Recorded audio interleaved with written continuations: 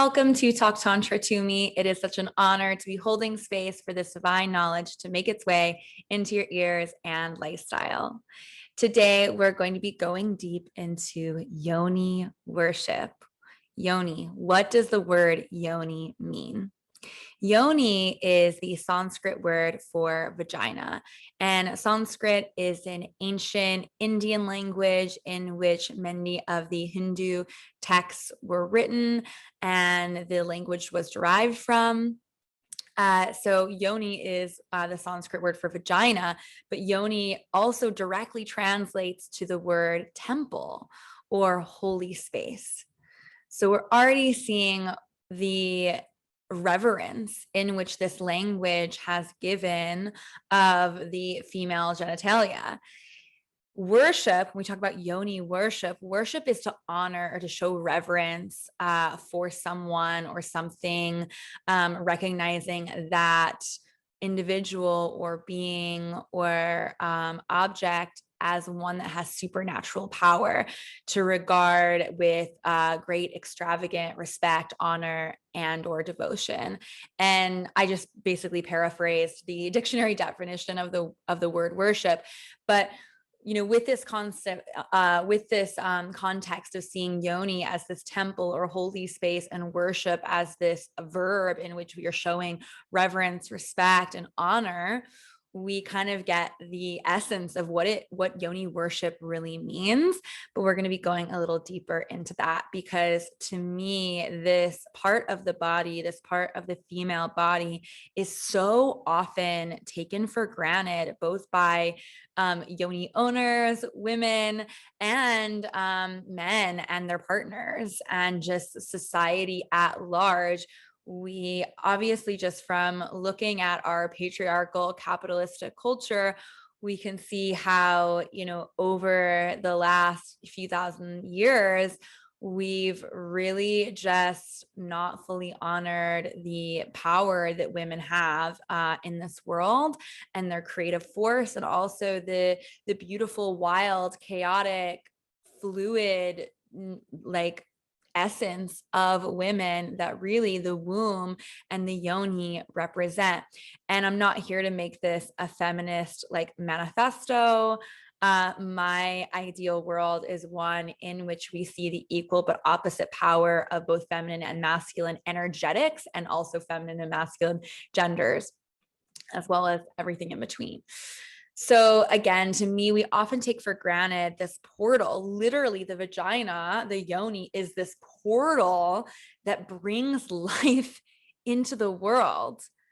There is a gateway between the spirit world and earth that exists between each woman's thighs, or each yoni, vulva, vagina owning person's thighs, which is insanity when you think about that. Like a literal portal in which magic is happening and created, that takes life, it's like the essence of being, this life force, and creates a sentient being, which is just wild. And the sentient being is not just matter, it is spirit, it is soul embodied, and all of this happens through the portal of the yoni, of the vagina.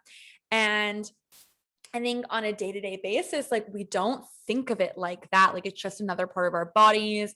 It gives us pleasure. Great.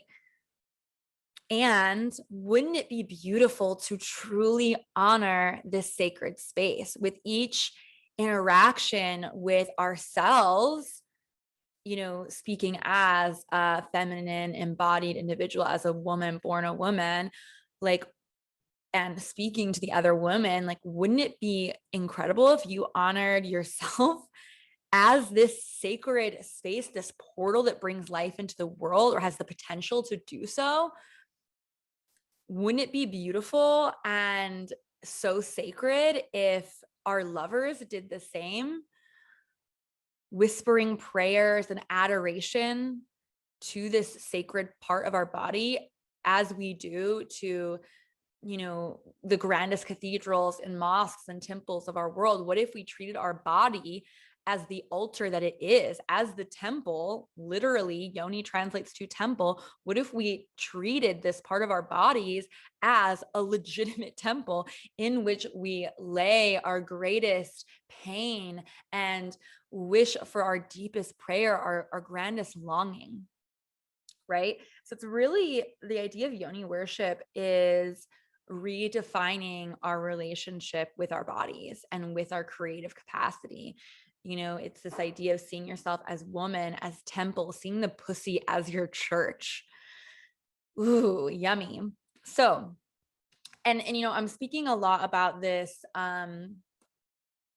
this evidence of women being the procreators in their more direct role in this.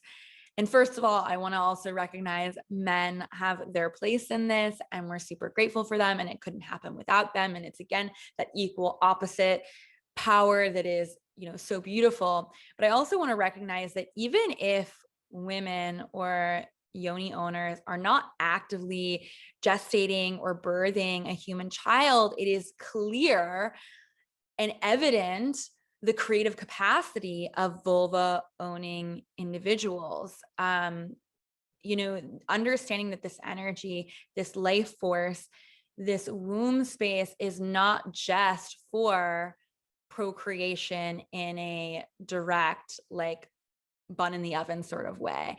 There's lots here with the ability to direct this life force or this turn on into each and every aspect of our lives. And that's really what Tantra is all about. It's all about recognizing this energy that brought each and every one of us into the world, and then recognizing that we can bring this sense of aliveness to every part of our reality, because it is the fabric of our reality.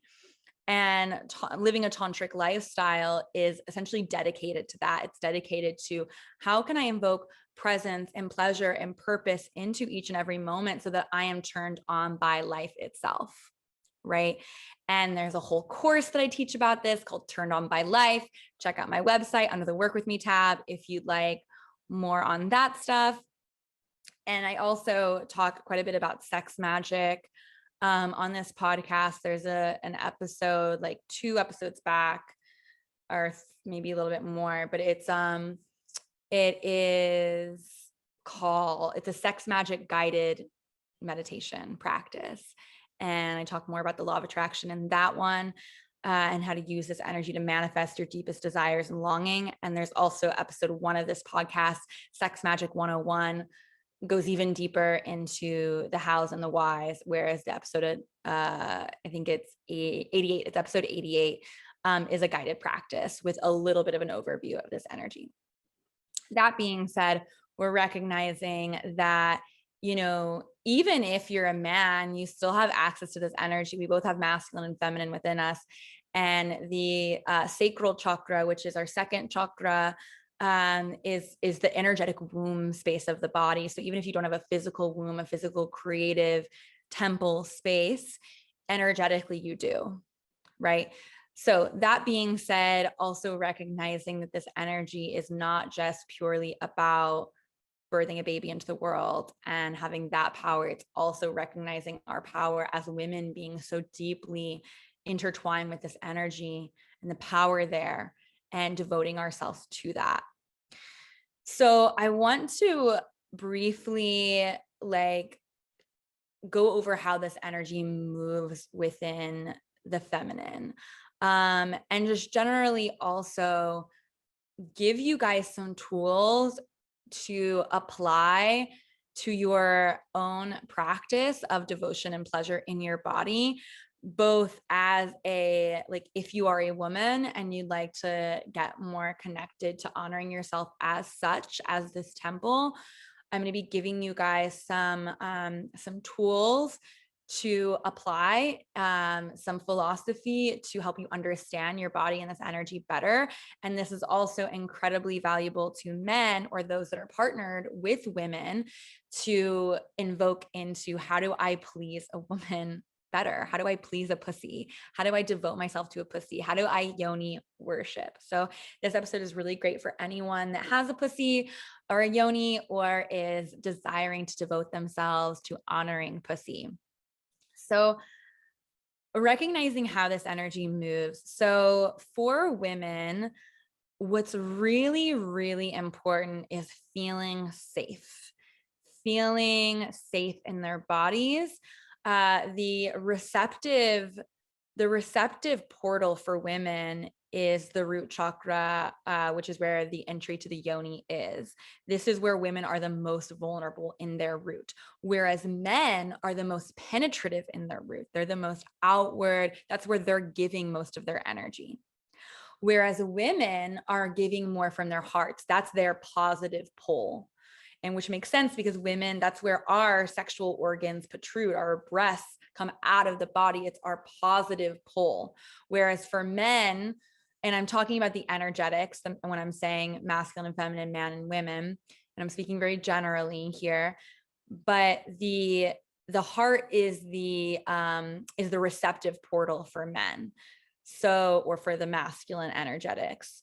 So for women, receiving in, or for the feminine, receiving in the root chakra, men are giving in the root chakra, women are giving from the heart, men are receiving from the heart.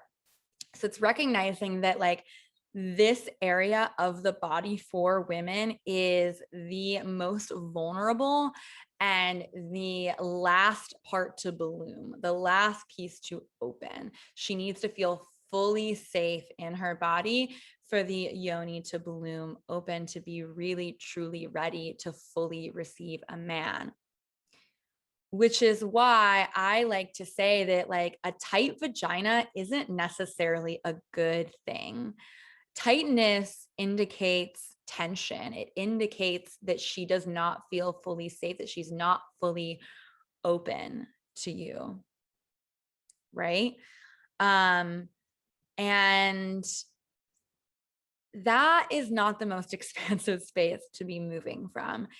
There may be a sense of hotness, but I've worked with a lot of men and I've had a lot of male lovers that come to me and a flip switches in their brain in understanding the difference between this more primal, expressive, intense yang energy and what it means to meet a woman in her yin, where she is soft and opens and is so willing to receive you. Like, how hot is that? A woman that is so excited and juicy and ready to fully receive you. There's nothing sexier to me. And the same goes for women in their self-pleasure practice. I mean, I know I've been there when I try to penetrate myself when I'm not fully ready. And it's just like, it's forceful. It doesn't feel organic. Like, it's just not ready. The body just isn't ready. So the first thing to understand when it comes to yoni worship, and yoni worship does not necessarily need to include penetration. In fact, I will give you a couple of exercises that don't even involve touch when it comes to the yoni, but I'm just laying the foundation here to help you understand what's really important is this sense of safety and feeling comfortable in our bodies, which is really fucking hard when you're not fighting, you're flowing with the energetics, which I just explained around how vulnerable we are in this place. And you're also fighting years and years of conditioning that have told us that this part of our bodies is dirty and gross and smelly. And there's all these jokes in popular culture around this. And just like, like even for myself, I remember when I first heard about like going down on a woman or like eating a woman out or licking pussy. And I think that the first time I heard about it, I was like 14 or something. And I was disgusted. I was like, ew, I will never let a man put his face in my pussy. That's disgusting. And that wasn't me. Like, I didn't come up with that. That was my conditioning purely. And obviously, I've changed my mind. Like, it didn't even take, I think like about a year or two later was when, maybe it was 2 years later. I think I was 16. The first time a man licked my pussy. And like, wow, I completely shifted my mindset and my perspective on this. But it's just understanding like how deeply rooted some of these beliefs are around our bodies. So just letting that go with my exhale. And again, recognizing how sensitive women are. I used to feel like I didn't really like it's that energy of wanting to have sex in the dark as well, is like that conditioning too. And it's that sense of like our bodies are shameful. We need to cover them up. Don't touch yourself, only behind closed doors. Like, don't talk about it at church. Don't talk about it to anyone else, etc. So kind of just understanding some of the conditioning that we're also working with. So when you go to worship yourself or worship another, do not be surprised if you're met with resistance or some sort of shame or guilt or fear that's desiring to be let go. That's very, very common. I've worked with a lot of couples where I have them do something called Yoni gazing, which I'll talk about in a moment, and they are so uncomfortable. I'll go into that story in a moment, but I just want to reiterate this importance of feeling very safe and understanding that a soft or a tight vagina is not necessarily the best thing in the world. What's better is a vagina that's truly open and ready to be interacted with. I also wanted to touch on this piece on how energy moves. So understanding that men have this like erection, right? They have this like real, like a ton of energy just pulsing in their root. And what we want to do for men is we want to move that energy up and through and out the body. We want to move it up away from that. It's like pulsating. It's going to overflow. It's going to explode, which is literally coming. And what we want to do instead with men in the tantric lineage is use our breath and our intention to guide that energy up through our energetic system, away from the root and up and out through the crown, or up and out through the body. For women, it's actually the opposite. For women have this deep connection to spirit, to the spirit world. And so what we want to do for women actually is start at the extremities, the head, the face, the hands, the palms, the feet, and then move that energy gently down to the pussy. What this looks like is starting with very slow, soft yin energy. Yin approach the body. So I recommend, if you're approaching a woman and you're wanting to engage with her, you're wanting to awaken her eros, what you do is you start with that very soft, slow touch and begin on the face, begin on the hands and the arms, and then gently move down, move to the breast, warm up that heart center, and then come down the body slowly, slowly. If you think you're going slow, go even slower, and then approach the pussy, and approach the pussy first from a place of softness and gentleness, getting her into a place where she feels very safe. And then if you desire, if it's within both individuals' preferences, from there you build into the more yang, the more primal, the more intense, the just fuck me harder energy. But you're slowly building up from that. Try it. If you're listening and you give it a try, send me a DM, let me know what happens, but start with that. Right. So that's essentially what it's doing, is it's that sort of touch is calming the nervous system to fully receive all that's available. Right.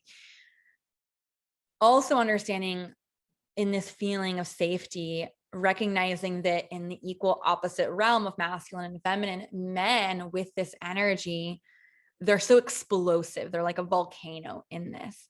And they just need to hold on to that energy a little bit longer, guide it up, hold on to not have that explosive release when it's not desired. For women, it's the opposite. Women just need to let go. They need to feel fully safe, to fully surrender and let go. That's how they reach their full body tantric orgasm. For men, it's the opposite. They need to hold on to that energy a little bit longer to fully move it through their bodies before they have that full body tantric release. right? So again, recognizing the difference between the men and the women here. So I want to give some examples of ways that you could approach yoni worship. Just taking a brief break for a sip of water. So the first is going to be yoni gazing. Yoni gazing is exactly what it sounds. It's looking at the vagina. How do you do this? In a solo practice as a yoni owner or woman, you prop up a mirror or you sit in front of a mirror, spread the legs, and gaze. Look into this portal between your thighs. And I recommend starting from a place where you're not aroused, where it's just this is your yoni as she is. And then maybe incorporate some touch and feel into what does it feel like and how does my vagina change, witnessing the change from the unaroused yoni to the aroused yoni. Like your vagina completely shifts. She opens, she starts glistening, she engorges. It is wild. So allow yourself to witness that. And a man can also do this. He can start by witnessing her in the unaroused state, honoring her as such, and then maybe incorporating some devotion that is more physical, and then going back to the yoni gazing and witnessing what is the difference between the two. And when you're doing this in a solo practice, we also call this mirror work. And I like to say that, you know, all of these self-help gurus and mindfulness instructors and facilitators and therapists say, like, really look at yourself in the mirror, like, who are you, you know, whatever. And if I had $1 for every time someone said that to me in a book or podcast or therapeutic setting or whatever, I would be, you know, a millionaire. But there's some real truth to it, especially when you're looking your genitals in the eye. Like, what better way to reclaim this part of your body as this beautiful sacred space? And this can be trance inducing. It can be psychedelic. Like, really give yourself time to lose yourself in the practice and hold space for what comes up for you. Again, there may be some shame, there may be fear or guilt, or just like, why am I doing this energy? Breathe that through. Let it go. Let yourself be really present and be curious about why and where these thoughts may be coming from, if they truly belong to you. And there's episodes in this podcast around sexual shame and guilt. Scroll through, you'll find them. And I also have a free sexual shadow workbook. And yoni gazing or mirror work is in the workbook. There's the workbook is for men and women. People of all genitalia are included in this workbook. But it can be found at www.talktantratome.com/free. There's also a free meditation, but the sexual shadow workbook is a great place to start if you're wanting to begin working with some of these energies of Tantra. So yoni gazing, that's a beautiful one to start with. The next piece that I recommend is literally praying on the vagina or the womb as if it is an altar. So what does this look like? This looks like physically placing your hands on either your womb or someone else's womb, or cupping the vagina. I love when my partner just like holds my vagina in a non-sexual way, especially just like cupping. I'm actually literally doing it right now. You guys can't see on the video if you're watching on YouTube, and you obviously can't even see my face if you're listening to this podcast just on a streaming platform, but I'm literally doing it. And it's like the most grounding, rich experience of like holding my power, holding this energy, holding this pleasure. And it's not sexual at all, this like cupping energy, but it's just like saying like, hey, I feel you. I'm here. We're here. We're alive. We're embodied. And you can even invoke a prayer into that by saying, you know, I'm so grateful for you. I love the pleasure that you offer me.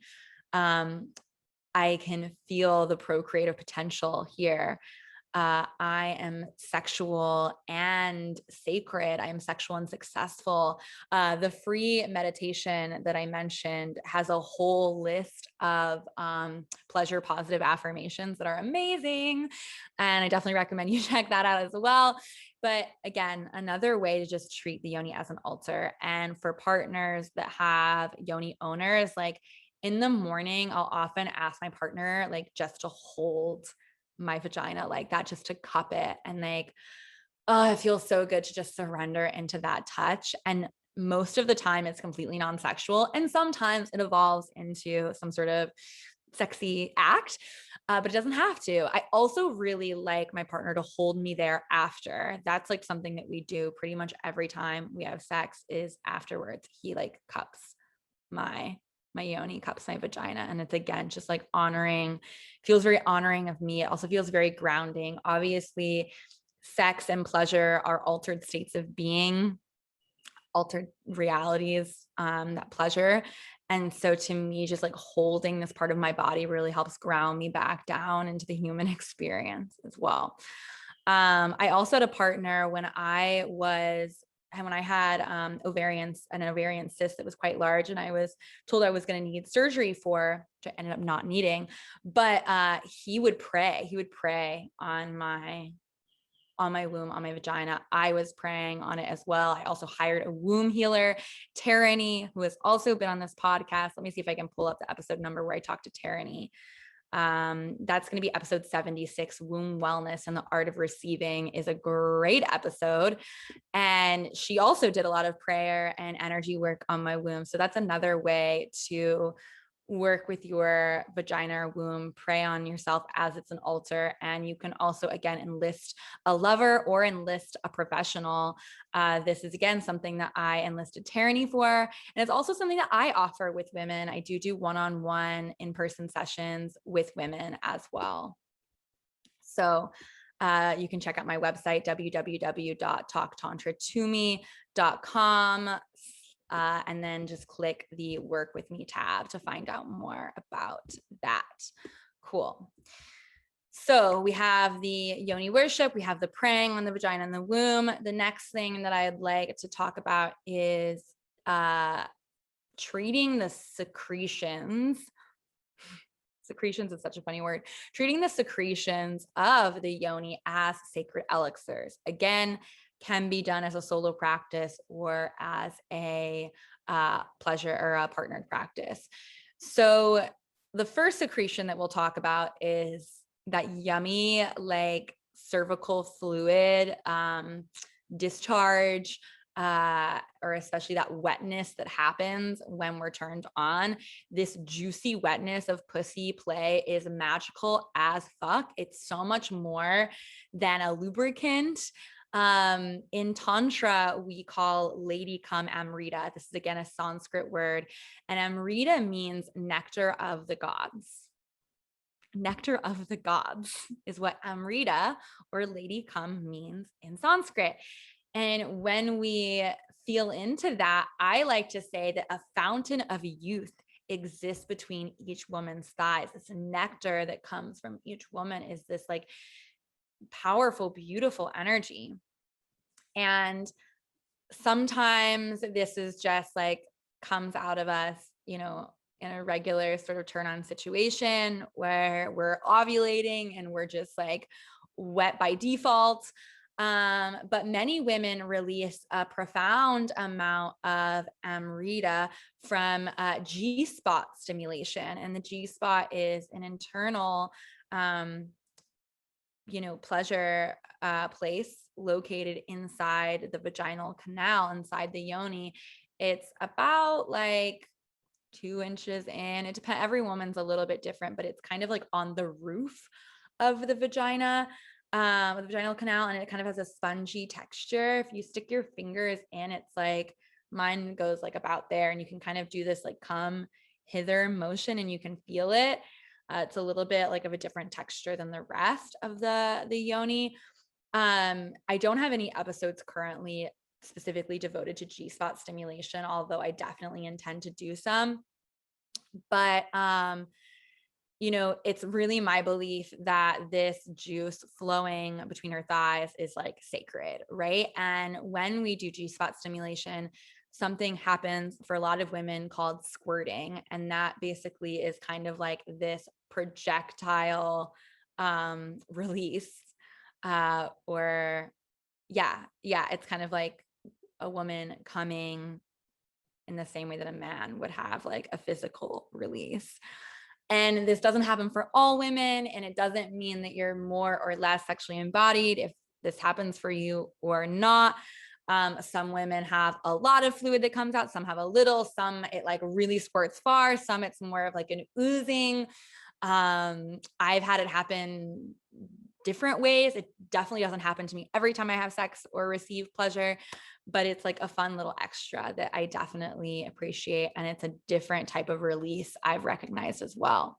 So anyways, recognizing that this Amrita, whether it is from squirting or from being turned on or from ovulating or discharge or whatever, it has like a very sacred context to it, in my opinion. And what I often do is I will actually like place a little bit of my fluid on my third eye and really reinforce that connection between the yoni and the third eye, which are both really feminine, energetic centers. And in the past, I've also put my Amrita on my partner's forehead and anointed them in that way as well. And that's a really powerful, beautiful, sacred connection that you can share with another. Okay, so that's kind of touching on that secretion. I'd also like to talk about blood, menstrual fluids.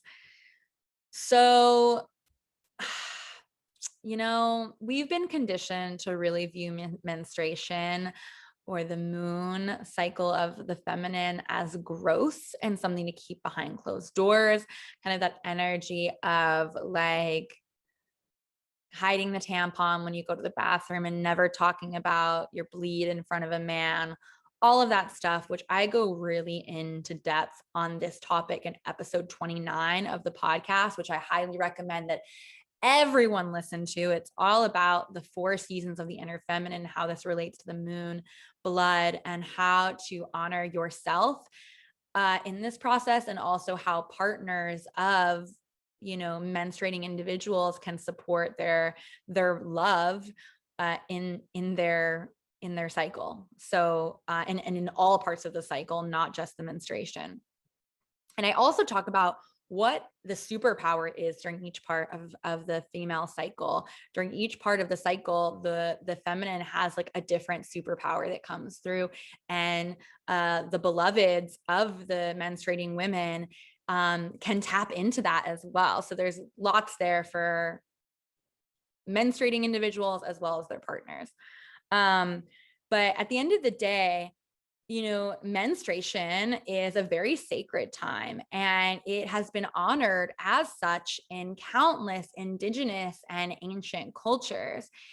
In many of them, they believe, and I believe, that moon blood is charged with this incredibly creative capacity of our womb. It's literally like moon blood is literally the potential of life that was not actualized. So it still has that essence of potential, of life, of creative force. And when you're menstruating, you are incredibly intuitive. Like that's the superpower of the menstruating time. So recognizing that this blood is literally charged with the energy of the gateway between the spirit world and earth. So when we tap into this potential with intention, there's a lot of power. The Hopi really understood this. The Hopi are an indigenous tribe from the Americas. And they say when women give their blood back to the earth, then men will come home from war and the earth shall find peace. How beautiful is that? Basically, when women like are bleeding into the earth again, as we are to do, men, like blood will not be shed from violence on the earth.